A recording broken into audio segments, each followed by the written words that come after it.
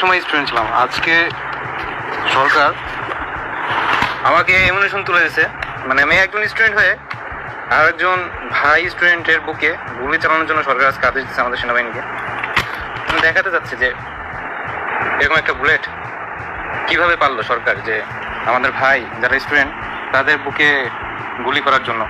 না, খুব খারাপ লাগলো যে যে সেনাবাহিনীদেরকে এত সম্মান করে আজ সেনাবাহিনীকে আজকে গুলি করার জন্য আজকে আদেশ দিছে।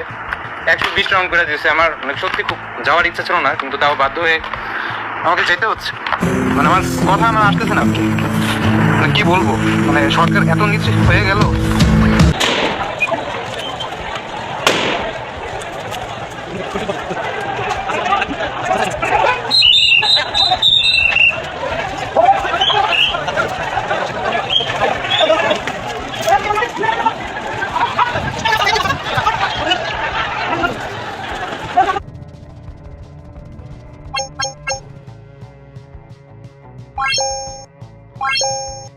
Bye.